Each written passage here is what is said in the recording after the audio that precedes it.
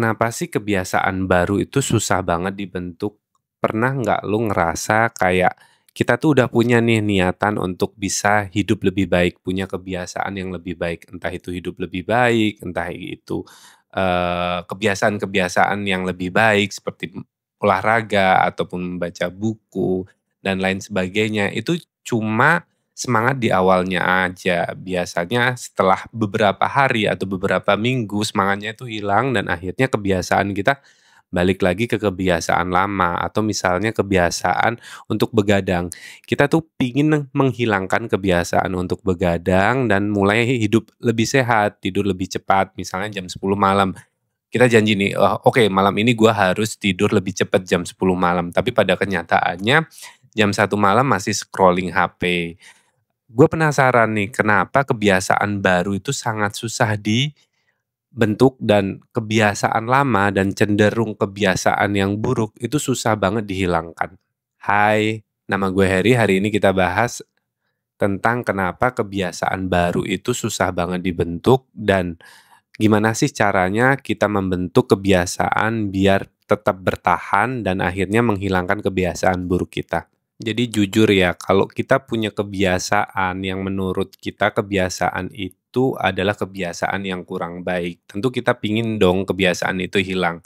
Entah itu kebiasaan dalam hal ke diri kita sendiri ataupun ke orang lain. Kayak misalnya kalau ke diri kita sendiri, kita biasanya cenderung mengabaikan kesehatan kita. Kita lebih jarang olahraga, kita suka begadang, makan makanan yang tidak sehat, atau misalnya ke kebiasaan ke orang lain kita, sangat-sangat tidak bisa menjalin hubungan yang baik dengan orang lain, tidak bisa menjaga komunikasi yang baik dengan orang lain. Nah, kebiasaan-kebiasaan buruk ini kan tentunya sebenarnya makin kita dewasa, makin kita tua itu ingin kita kurangin karena kita pingin hidup kita itu lebih tenang, hidup kita itu lebih sehat. Cuman pada kenyataannya, untuk membentuk kebiasaan yang baru itu sangat susah. Dan, aku ngerasa semakin ke sini, kebiasaan-kebiasaan yang bisa dibilang buruk itu makin kuat karena, kita ngerasa ya itu adalah diri kita, identitas kita, zona nyaman kita. Setiap kali kita pingin punya identitas baru, punya kebiasaan baru, itu rasanya susah sekali dan kebanyakan dari kita itu kembali ke identitas kita yang lama, nggak bisa jadi diri yang baru, punya kebiasaan yang baru, memperbaiki hidup kita secara keseluruhan, kayak gitu. Karena gue penasaran dengan hal ini, akhirnya gue cari-cari, kenapa kita sebagai seseorang atau sebagai orang manusia biasa itu susah banget membentuk kebiasaan dan kenapa selalu kebiasaan buruk yang bertahan dan kebiasaan yang baik cenderung yang selalu hilang duluan. Jadi kebanyakan dari kita biasanya untuk mengatasi atau mencoba membentuk kebiasaan baru itu dengan motivasi. Cuman sebenarnya motivasi ini, bisa dibilang itu, naik turun kayak roller coaster. Jadi, kadang-kadang kita menemukan motivasi yang tepat, yang sesuai dengan kehidupan kita yang sekarang, akhirnya semangat kita naik, cuman lama-kelamaan akan turun lagi. Dan setelah gue cari-cari ternyata motivasi itu bukan teknik yang bisa dibilang, bertahan lama atau bukan teknik yang tepat untuk membentuk, kebiasaan yang akan kita gunakan terus-terusan. Jadi motivasi ini hanyalah percikan api awalnya aja, tapi sebenarnya untuk mempertahankan kebiasaan yang baik ini kita butuh lebih dari motivasi, karena motivasi itu tadi seperti roller coaster. Jadi itu dipengaruhi oleh banyak hal. Kadang-kadang hidup kita lagi nggak baik-baik aja atau kita lagi capek, ya motivasinya akan menurun. Tapi kalau misalnya hidup kita lagi oke, kita lagi semangat, motivasinya naik, semangat kita juga akan naik. Kayak gitu. Jadi bisa dibilang kalau motivasi mungkin kebanyakan kita gunakan untuk memulai habit baru, tapi sebenarnya itu bukan sesuatu yang akan evergreen atau bertahan lama untuk membentuk kebiasaan yang baru. Makanya kebanyakan dari kita yang punya motivasi atau punya semangat ingin mencoba dengan kebiasaan baru, akhirnya kembali ke kebiasaan lama karena, motivasi ini bukan teknik yang sebenarnya bisa bertahan lama untuk mempertahankan kebiasaan baru yang ingin kita implementasikan ke hidup kita. Terus kalau motivasi ini bukanlah sesuatu yang bisa menolong kita untuk membentuk kebiasaan baru yang lebih baik, lalu, apa sebenarnya cara yang baik untuk kita bisa membuat dan mempertahankan kebiasaan baru dan meninggalkan kebiasaan buruk itu tadi? Jadi yang gue dapat itu ada beberapa cara untuk kita bisa mencoba untuk mengubah kebiasaan lama kita menjadi kebiasaan baru yang lebih baik. Yang pertama itu adalah mengenali emotional resistance. Jadi, secara natural otak kita itu punya rem darurat, kalau nggak salah namanya amigdala. Jadi dia itu kayak rem darurat kita. Jadi dia tugasnya untuk mengenali ancaman. Nah, masalahnya semua hal yang baru termasuk kebiasaan itu diidentifikasi sebagai ancaman.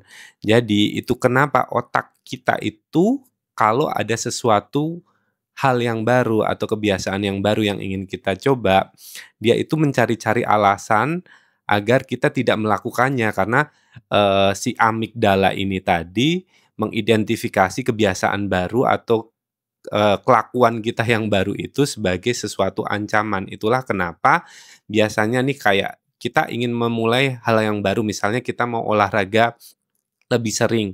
Otak kita secara nggak langsung, secara otomatis dia akan bilang, "Oke, olahraganya besok aja, nggak apa-apa, sekarang istirahat dulu." Atau misalnya kita mau, mencoba untuk rajin, belajar atau untuk mencoba untuk disiplin, sesuatu. Otak kita, "Oke, buka Instagram terlebih dahulu, eee, scrolling sosial media terlebih dahulu 10 menit, 15 menit, nggak apa-apa." Akhirnya keterusan sampai berjam-jam kayak gitu. Jadi, memang secara nggak sadar otak kita tuh punya rem darurat itu tadi yang mengidentifikasi kebiasaan baru itu sebagai ancaman. Jadi, yang perlu kita tahu adalah bahwa hal itu tuh normal dan hal itu tuh harusnya tidak menjadi halangan kita. Jadi kalau saat kita ingin memulai kebiasaan yang baru, terus kita akhirnya tiba-tiba punya pikiran, "Entar dulu deh," atau "Besok aja deh dimulainya."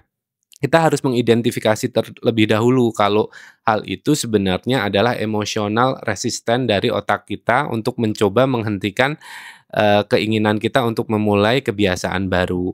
Jadi kalau kita sudah tahu ternyata di otak kita itu ada emosional resistance untuk kebiasaan baru itu tadi, entah itu kebiasaan yang baik, kita kalau misalnya punya pikiran untuk menunda-menunda lagi, kita bisa menguatkan diri kita dengan, "Oh, ini cuma emosional resisten dari otak gua untuk mencegah gua punya kebiasaan baru." Karena, si amigdala ini tadi mengidentifikasi kalau hal ini tuh sesuatu ancaman, padahal, kebiasaan yang kita ingin buat itu bukanlah kebiasaan yang buruk, kayak gitu. Jadi kita tahu terlebih dahulu identifikasi, "Oh, pikiran untuk malesnya gue ini ternyata bukan sesuatu yang benar. Gue harus suppress ini, gue harus tetap, menjalankan apa yang harus gue lakukan untuk memiliki kebiasaan yang baru itu tadi."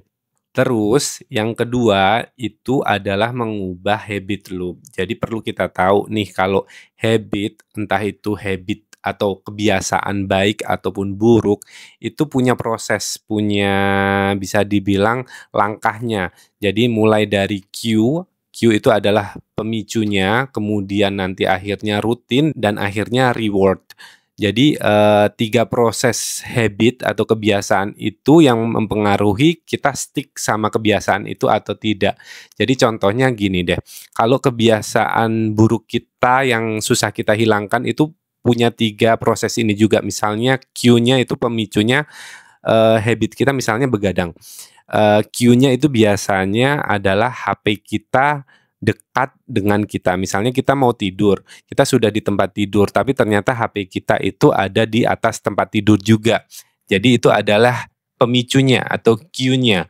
Dan akhirnya rutinnya apa? Kita buka HP, kita scrolling. Reward-nya apa? Kita merasa terhibur, ter-entertain kayak gitu. Tapi alhasil kita begadang.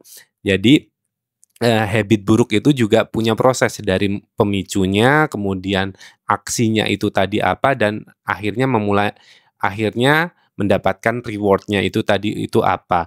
Jadi kalau kita ingin mengubah kebiasaan buruk tadi, kita bisa dengan cara meng-cut cue-nya atau mengubah cue-nya. Jadi misalnya tadi kalau kita suka begadang nih, kita pingin nggak begadang lagi, tapi cue-nya adalah pemicunya HP di atas kasur itu tadi.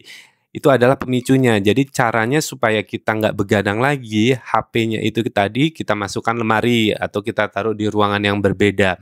Akhirnya pemicunya itu nggak ada. Saat pemicunya nggak ada, akhirnya rutinnya atau aksinya itu juga tidak terjadi. Kita nggak scrolling HP. Alhasil apa? Ya kita tidur lebih cepat karena kita tidak dapat dopamin hit dari scrolling sosial media. Akhirnya otak kita lebih tenang dan akhirnya bisa tidur lebih cepat. Itu adalah contoh kebiasaan buruk. Jadi kalau kita ingin memotong kebiasaan buruk, kita cut dari pemicunya itu tadi, habit loop-nya itu tadi, yang bagian cue-nya itu tadi kita ubah. Nah, kemudian itu tadi kan contoh dari kita gimana caranya buat kita berhenti dari kebiasaan yang buruk. Lalu gimana nih kalau kita pingin memulai kebiasaan baru supaya dia itu stick. Jadi, biasanya kita itu fokusnya tuh cuma di reward-nya aja. Misalnya, kita pingin badan yang lebih sehat. Kita fokusnya tuh pingin badan sehat aja kayak gitu. Kemudian setelah kita fokus ke reward, kita fokusnya ke aksinya. Kalau badan yang sehat, gue harus olahraga. Olahraganya gimana? Ya lari kayak gitu. Akhirnya kita memaksakan diri untuk lari gitu, biar badan sehat tanpa kita membuat proses yang baik untuk kebiasaan itu tadi. Kalau kita melakukannya kita cuma fokusnya ke reward, kemudian kita cuma melakukan aksi tanpa kita bikin sistem, itu tidak akan bertahan lama. Jadi ya akhirnya kita balik lagi ke kebiasaan kita, akhirnya kita mager. Lalu gimana? Itu tadi, jadi baik kebiasaan baik atau buruk itu harus punya 3 proses. Jadi saat kita ingin membangun kebiasaan baru yang baik, kalau kita tidak mengimplementasikan ketiga prosesnya, biasanya tidak akan bertahan lama. Jadi saat kita mau mengganti kebiasaan buruk, itu kan kita bisa mengubah pemicunya atau cue-nya. Sedangkan kalau kita ingin membentuk kebiasaan baru, kita harus punya ketiga prosesnya itu tadi. Jangan fokusnya cuma ke reward sama aksinya, tapi kita harus juga punya cue-nya itu tadi, pemicunya. Jadi kebiasaan dari kita tuh cuma pingin badan sehat, akhirnya kita lari. Tanpa kita memikirkan apa nih pemicunya supaya kita ini bisa menjadikan kegiatan ini nih rutinitas kita dan akhirnya mendapatkan reward badan sehat, kayak gitu. Jadi dibanding kita cuma pingin badan sehat terus kita lari, mending kita bikin sistemnya. Sistemnya gimana? Pertama kita buat cue-nya atau buat pemicunya. Jadi, misalnya nih bisa pemicunya ada beberapa, bisa secara visual atau secara, kegiatan atau secara auditorik kayak gitu dari suara. Misalnya kita pingin hidup sehat, kita udah tahu aksinya kita harus olahraga atau misalnya jalan. Nah, jangan stop di situ, kita mulai dengan kita buat pemicunya. Pemicu apa yang kira-kira saat kita melihat itu atau mendengarkan itu, kita harus memaksakan diri untuk memulai tindakan atau olahraga supaya badan kita sehat. Contohnya nih, malamnya sebelum kita tidur kita siapkan sepatu jalan kita itu di depan, pintu kamar tidur kita. Kemudian kita set alarm kita itu misalnya, jam 6 kayak gitu. Nah, saat alarm bangun itu adalah pemicu pertamanya.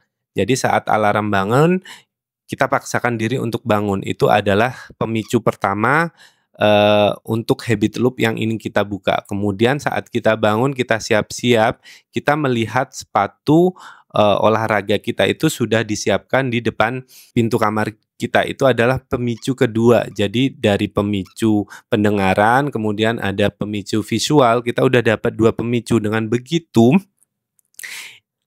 kita akan lebih mudah untuk melakukan rutinitas aksinya itu tadi, yaitu jalan pagi misalnya atau olahraga apapun itu. Nah, setelah melakukan olahraga badan kita akan terasa lebih segar, itu adalah reward-nya itu tadi.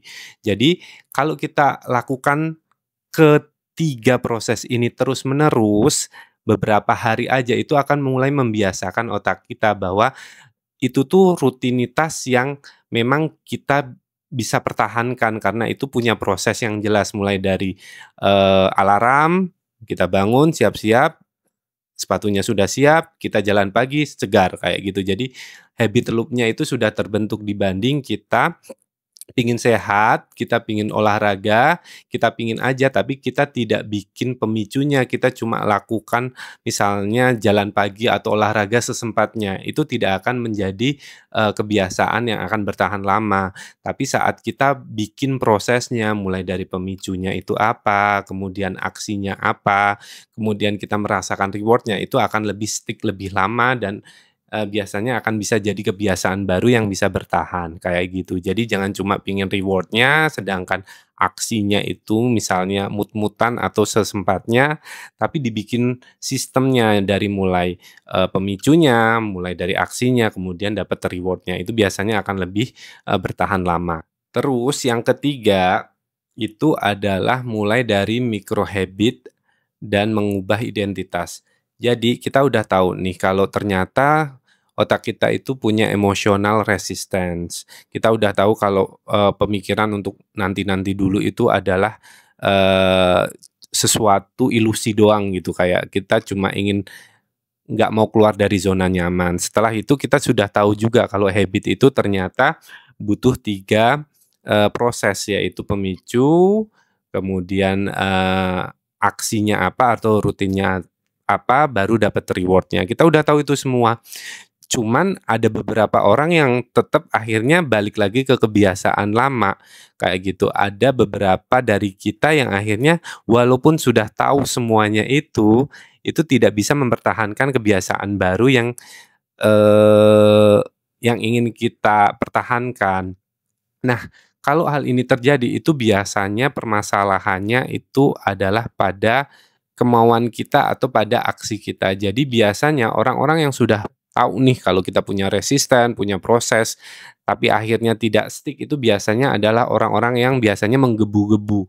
Jadi dia biasanya langsung memulai kebiasaannya itu dari titik yang paling tinggi. Misalnya jalan pagi langsung 2 jam atau misalnya mencoba belajar itu langsung, berjam-jam atau misalnya, eee, olahraga, berenang langsung kelamaan kayak gitu. Nah, kalau kita melakukan hal tersebut yang ada kita jadi, fatigue, jadi kita capek sendiri karena kita memulai sesuatu yang baru, tidak dari kecil, tidak dari hal yang membiasakan tubuh kita beradaptasi, tapi langsung dari hal yang besar. Nah, ini biasanya juga akan malah merusak tubuh kita sendiri, merusak mental kita sendiri. Untuk mengatasi hal ini, kita harus mulai dari micro habit dan mengubah identitas. Jadi kita udah tahu nih teorinya semuanya. Lalu yang perlu kita lakukan itu jangan buru-buru melakukan kebiasaan full atau terlalu tinggi atau terlalu berlebihan. Kita mulai dari hal-hal kecil, misalnya kita pingin olahraga, kita sudah mulai dengan, membuat pemicu, kemudian aksinya. Nah, saat olahraga, jangan langsung tiba-tiba olahraga 2 jam, kita mulai dulu dari misalnya, 15 menit, kemudian nanti kalau udah seminggu kemudian kita tingkatkan lagi jadi 30 menit, atau misalnya, seminggu kemudian jadi, 1 jam. Dimulai dari micro habit terlebih dahulu, kayak gitu. Nah, kalau misalnya yang lainnya misalnya mau membaca atau belajar, jangan langsung tiba-tiba berjam-jam baca satu buku dibaca semuanya, itu juga tidak akan, efektif. Jadi caranya ya, memulai dari baca terlebih dahulu, misalnya berapa menit, 5 menit baca, dirangkum. Nanti kalau sudah terbiasa, baru baca lebih banyak lagi, kemudian dirangkum lagi, kayak gitu. Jadi dari mulai micro habit, walaupun kita sudah tahu teorinya, pada saat pelaksanaannya kita tidak boleh berlebihan, kita harus mulai dari hal yang kecil. Nah, kemudian selain dari micro habit, kita juga harus mulai mengubah identitas kita. Kita udah tahu nih kalau misalnya habit itu sesuatu yang harus kita lakukan secara berulang. Tapi kalau kita tidak mengubah identitas kita cara bertahap juga saat kita melakukan habit yang baru itu tadi, itu juga tidak akan bisa dibilang bisa bertahan lama. Maksudnya identitas ini misalnya gua adalah gue pingin punya kebiasaan baru untuk, olahraga. Jadi pelan-pelan gue, mengubah identitas gue menjadi gue adalah orang yang fit, gue adalah orang yang suka olahraga, kayak gitu. Jadi tidak cuma melakukan kegiatannya, tapi kita juga pelan-pelan menanamkan ke diri kita sendiri atau mengubah identitas kita menjadi seseorang yang kita ingin jadikan, yang kita ingin tuju kayak gitu. Misalnya, eee, kita mau sehat, ya kita pelan-pelan ubah identitas kita bahwa kita itu adalah orang yang suka olahraga, kita adalah orang yang suka menjaga kesehatan kita adalah orang yang, eee, senantiasa mementingkan kebugaran tubuh kita, kayak gitu. Jadi dengan tahu teorinya, kemudian melakukannya tidak secara berlebihan, kemudian pelan-pelan mengubah identitas kita, harapannya yaitu tadi habit baru itu tadi bisa bertahan lebih lama dan bisa menjadi bagian dari hidup kita. Jadi itu tadi ya, gimana caranya supaya kita itu punya habit baru atau kebiasaan baru yang baik tentunya dan bisa bertahan lama dan jadi, part dari kehidupan kita. Jadi yang perlu kita tahu adalah kita itu punya emosional resisten yang kita harus, tanganin. Kedua itu kalau habit itu punya proses yang harus kita jalanin semuanya, nggak boleh di-skip, langsung aksinya doang atau langsung pingin rewardnya aja. Kita harus mulai dari pemicunya, kita beri pemicu, kemudian kita lakukan aksinya, baru kita dapat hasilnya. Kemudian yang ketiga itu adalah mulai dari micro habit dan pelan-pelan mengubah identitas kita. Jadi kita mulai melakukan kebiasaan atau aksinya itu tadi pelan-pelan, jangan langsung ke standar yang terlalu tinggi karena akhirnya nanti tubuh kita tidak bisa adaptasi kalau kita melakukan hal-hal yang langsung dari standar yang tinggi. Kita mulai dari kecil terlebih dahulu, misalnya dari berapa menit olahraganya atau berapa menit baca bukunya, kayak gitu. Kemudian kalau udah nih sambil kita kuatkan diri, kita bilang ke diri sendiri bahwa gua itu adalah identitas yang sedang gua tuju atau identitas yang melekat di kebiasaan yang gua lakukan, kayak gitu. Jadi harapannya dengan itu semua nanti kebiasaan itu akan, bertahan lama dan menjadi kebiasaan kita dengan identitas kita yang baru, kayak gitu. Oke, semoga membantu. Gue yakin banyak di antara kita yang ingin punya kebiasaan atau ingin punya kehidupan yang lebih baik, cuman ya itu seringnya balik lagi karena susah, memang susah, tapi ternyata bisa dipelajarin dan semoga ilmunya ini bisa membuat kita jadi pribadi yang lebih baik lagi. Oke guys, thank you untuk hari ini. Bye, see you later.